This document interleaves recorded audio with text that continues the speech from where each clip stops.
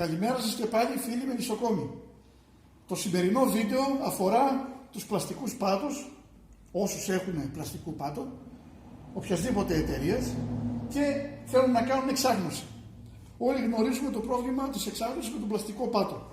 Για παράδειγμα, όσο είναι ζεματιστή η μύτη, λόγω θερμοκρασίας υψηλής που ανεβάζει, δυσκολευόμαστε να τα κουμπίσουμε στον πλαστικό πάτο, γιατί θα το χαλάσουμε, θα κάνει γραμμή. Όπως επίσης θα χαλάσουμε και τις τρυπούλες που μπαινοβγαίνουν οι μέλισσες πολλές φορές. Φυσικά ένα άλλο πρόβλημα είναι και ότι την ώρα που εμείς πάμε να κάνουμε εξάγνωση, οι μέλισσες μπαινοβγαίνουν εκεί την ώρα, οπότε βάζοντας τον εξαγνωτή μας εδώ, οι μέλισσες επιτίθενται στον εξαγνωτή, με αποτέλεσμα πολλές να σκοτώσουμε κατά λάθος.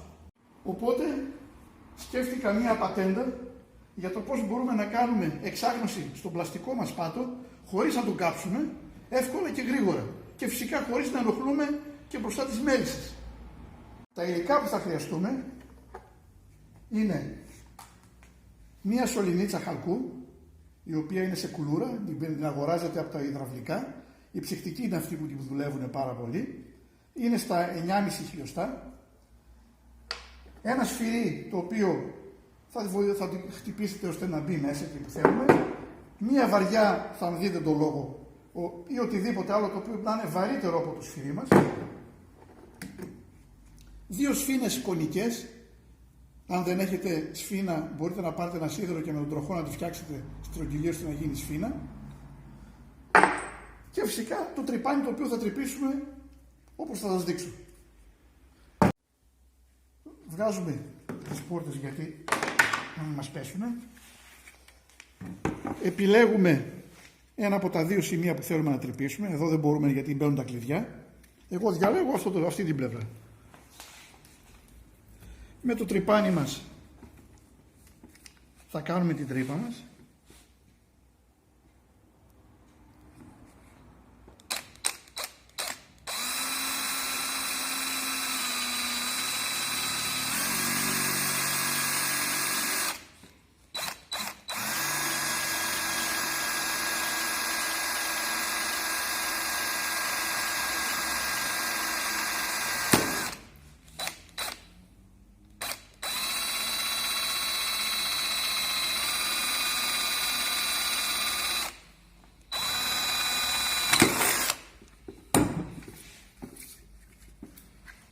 Και αφού τρυπήσουμε,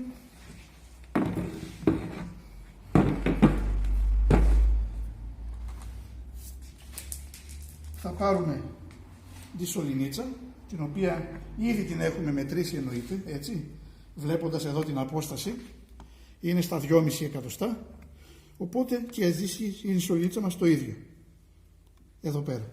Οπότε βάζουμε τη βαριά μας από εδώ, το σφυράκι μας εδώ, το θέλουμε να μπει σφινωτά, γι' αυτό και το τρυπανάκι μας είναι ένα νούμερο μικρότερο, για να μπει όσο σφινωτά γίνεται. Η βαριά μας μπαίνει αντίστοιχα εδώ και απαλά όσο γίνεται το βάζουμε μέσα. Τώρα θα πει κανείς, με τη θερμοκρασία αυτό μπορεί να μαλακώσει να φύγει. Η λύση είναι, μπορεί κάποιος να βάλει κόλλα εδώ άμα θέλει, αλλά για να μην το κάνουμε αυτό, έχουμε μια πιο καλή λύση. Γι' αυτό βάζουμε και τις φήνες. Η μία θα μπει εδώ.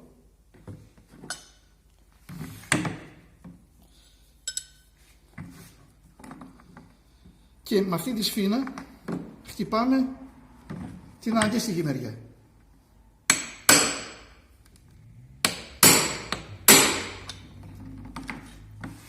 Αν δεν έγινε καλά, γίνεται και από τη σφήνη μεριά. Οπότε, τι κάνουμε με το χτύπημα της σφήνης? Ανοίγουμε τα άκρα, ένα από εδώ και ένα από εδώ, ώστε να έρθει να σφίξει μέσα στο πλαστικό. Και έτσι δεν μπορεί να μετακινηθεί μπρος πίσω ή να βγει. Εκτός ότι φυσικά το βάλαμε και σφινωτά μέσα όσο γίνεται. Αφού το κάναμε αυτό, είμαστε έτοιμοι να το βάλουμε και πάρα πολύ εύκολα. Εδώ μέσα μπαίνει ο εξαγνωτής και βγάζει τον καπνό του. Και είναι έτοιμο. Πολύ εύκολα, πολύ απλά. Τώρα, θα πει κάποιος, Από εδώ μήπως βγούνε μέλισσες ή μπούνε. Δεν βγαίνουν μέλισσες. Τόσο διάστημα το έχω εγώ, δεν είδα καμία να βγει. Εκτός ότι είναι μακρύ κάπως, δεν είναι όπως εδώ το πορτάκι που βγαίνει κατευθείαν και βγαίνει έξω. Δεν χωράει μάλλον να περάσει και δεν το προτιμάνε. Ή κάποιος θα πει, μπορεί να το προπολιάσουν, να το κλείσουν με πρόπολη.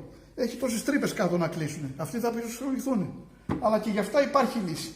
Για παράδειγμα, ένας ο οποίος μετακινείται και τις μεταφέρει τις κάστες του. Θα σου πει, εγώ θέλω να είμαι σίγουρος 100% ότι δεν θα βγει κάτι από εδώ. Τι κάνουμε? Έχω τρεις ιδέες. Η μία είναι να πάρει μια βίδα του εμπορίου, ακέφαλη, όπως θα δείτε εδώ.